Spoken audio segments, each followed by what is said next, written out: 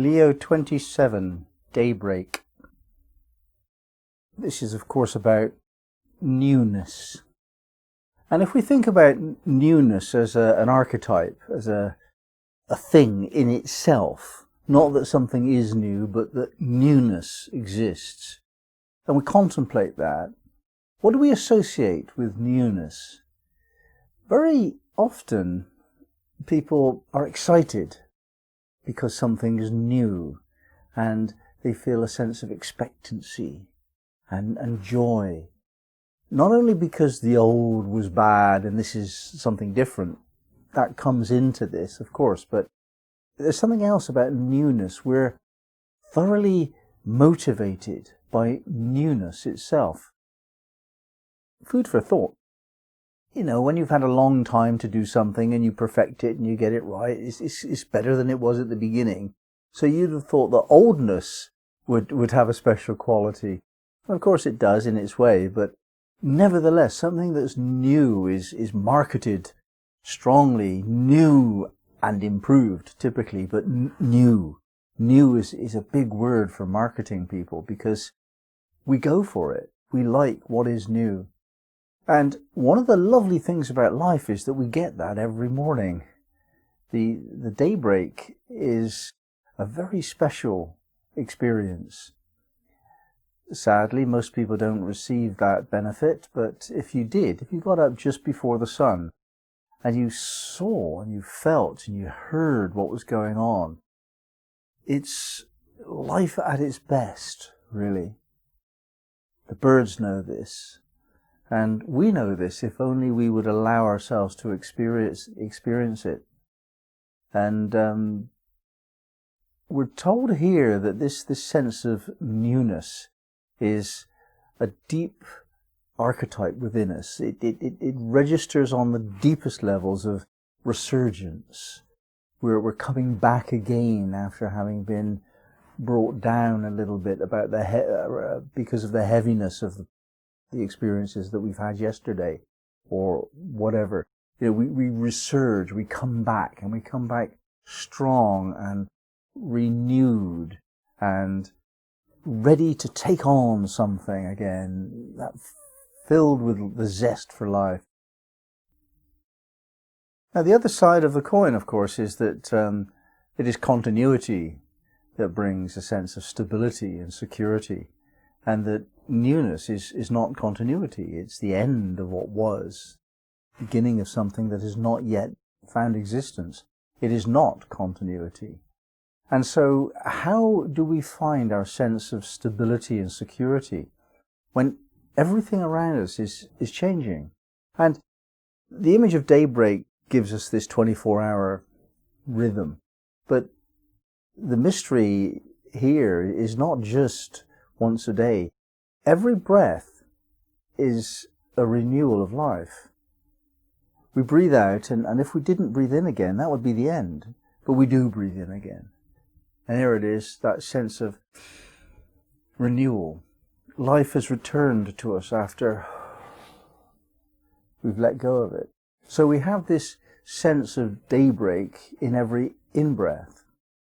This constant newness of life that disproves continuity is the higher spiritual principle, in a sense. If you can meet every moment with the baby's innocence of like, wow, what is this going on here? You know, that sense of expectancy and joy and hope and wonder that something has happened that you've never seen before. This is true of every morning, and this is true of every inhalation. Now, we forget that because we're brought down by the need we have for continuity. And yet, within the image of daybreak and within the image of inhalation, there is not only the sense of newness, there is also the sense of rhythm. The cyclical nature of life is the force which gives us our sense of continuity and security. So even though something is new, it is very familiar with something that we dealt with before. This inhalation is very, very similar indeed to the last one. This Christmas is similar to the last one. This new job I'm taking on is very similar to the last time I started a new job. And you get this sense that there's a rhythm beneath everything, as well as the newness that refreshes everything. And in one sense, it's the paradox of life, that everything is simply, simultaneously, old and new. Both at the same time, these two opposites exist. And if you look around at everything that's going on in your life, there are two opposites that exist together. And it's the interplay between them that creates the frisson, the dynamic friction of motivation, of movement, of life itself in a directed form. It isn't enough simply to go like, wow, throughout eternity. Not for most of us. What we have to do is to move from what was to what will be. And the motivation, that which moves us towards something new with expectancy, that is the hope that it's going to be better than the past. That's what motivates us mostly, is that we can improve, we can evolve, we can perfect our way of being. And the energies that we've got to do that are the cyclical side of things, which enables us to develop further and further and further along a given line of evolution. It's by doing things again and again and again and again that you perfect something. And also this other emblem of resurgence, which is newness, daybreak. Even if it all goes wrong, it doesn't matter, because you've got a blank page, a virgin canvas to start again.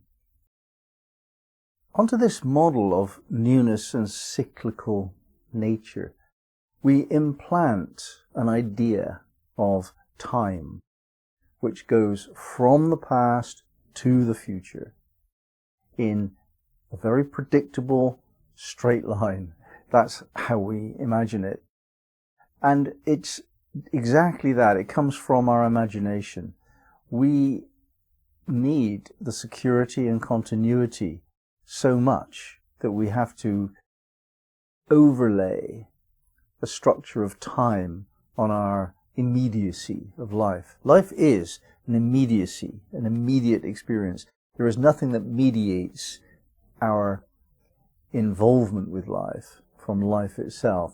Whatever we think, we get. Whatever we get, we think about. There's this nothing between us kind of immediacy. And that applies to time also. Life is now. And you can try and remember what you did before, and you can try and imagine where you're going with it all. But actually, in this moment, you have to deal with it right now. And when we learn that, when we learn to behave spontaneously in faith and joy and expectation, then I think we have the mystery to it all. We're happy, we're safe. It's just constant joy forever. And there's nothing more that we want. There's nothing missing and there's nothing wrong.